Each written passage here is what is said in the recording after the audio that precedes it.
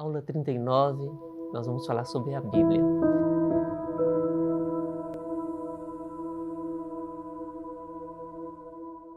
Bem-vindos, queridos filhos e filhas espirituais. Neste encontro falaremos sobre a Bíblia.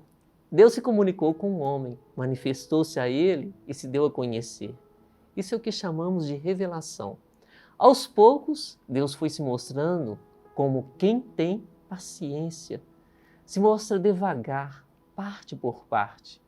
E o povo foi percebendo também devagar, processo por processo.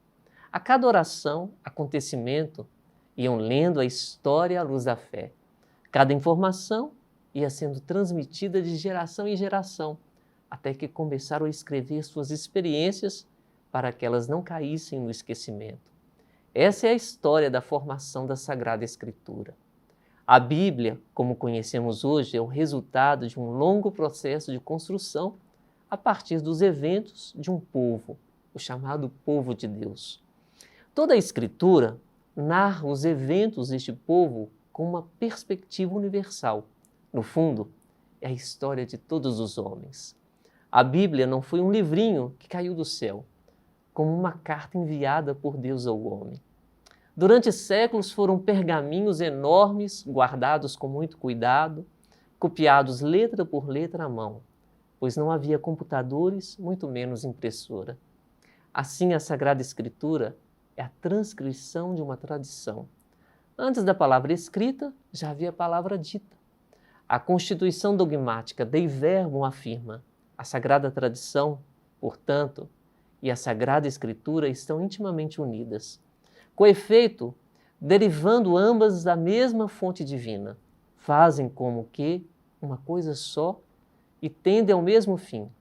A Sagrada Escritura é a palavra de Deus enquanto foi escrita por inspiração do Espírito Santo. A Sagrada Tradição, por sua vez, transmite integralmente aos sucessores dos apóstolos a palavra de Deus confiada por Cristo e Senhor e pelo Espírito Santo aos apóstolos, para que eles, com a luz do Espírito de verdade, a conservem, exponham e a difundam fielmente na sua pregação. Por isso, ambas devem ser recebidas e veneradas com igual espírito de piedade e reverência. Seria um erro se aproximar da Sagrada Escritura, não levando em consideração a tradição que a cerca. Seria o mesmo que ler um texto fora de contexto. Tal é a posição do fundamentalismo. Dizem que só vale o que está escrito na Bíblia e não reconhece que é palavra de Deus, mas por meio das palavras humanas. Por isso, requer interpretação. Qual a divisão da Bíblia? A Bíblia é uma grande biblioteca dividida entre Antigo e Novo Testamento. O Antigo Testamento é composto por 46 livros escritos ao longo de mais de 1000 anos pelo povo de Israel. O Novo Testamento, composto por 27 livros, são os escritos a partir de Jesus Cristo, com os evangelhos e as demais cartas. Como ler a Bíblia? Primeiro, se você frequenta semanalmente a missa dominical, você ouve e reflete a Bíblia toda. A cada domingo, há o estudo de um evangelho, de um trecho das cartas do Novo Testamento e de um trecho dos livros do Antigo Testamento. Todas as leituras mais importantes estão divididas ao longo de 3 anos. Por isso, um católico que vai à missa é um católico que ouve e medita a palavra de Deus, mas também precisa meditá-la e lê-la em casa. A melhor forma de ler a Bíblia é começando pelo Novo Testamento, a partir dos Evangelhos, o Ato dos Apóstolos e as cartas de Paulo. Depois, à medida em que for compreendendo mais a linguagem, os primeiros 5 livros do Antigo Testamento, o Gênesis, Êxodo, Levítico, Números e Deuteronômio, que narram o início da história do povo de Deus. Por fim, os livros dos profetas e os livros da sabedoria e salmos. Assim, como a leitura das Sagradas Escrituras, o fiel pode conhecer mais a história da revelação de Deus que acontece na história, transmitida pela tradição e conservada pela palavra escrita. A Bíblia contém a palavra de Deus, orienta o destino dos homens e mostra a história de um povo que fez uma experiência com Deus. nos ensinando a fazer também a nossa.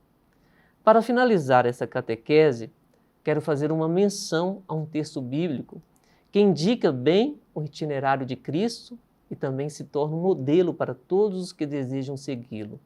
O texto que está na carta de São Paulo aos Filipenses, no capítulo 2, que diz assim: haja entre vós o mesmo sentir e pensar que no Cristo Jesus. Ele, existindo em forma divina, não se apegou ao ser igual a Deus, mas despojou-se, assumindo a forma de escravo e tornando-se semelhante ao ser humano. E encontrado em aspecto humano, humilhou-se, fazendo-se obediente até a morte, e morte de cruz. Por isso, Deus o exaltou acima de tudo e lhe deu o nome que está acima de todo nome, para que, no nome de Jesus, todo joelho se dobre no céu, na terra e abaixo da terra, e toda língua confesse: Jesus Cristo é o Senhor, para a glória de Deus Pai.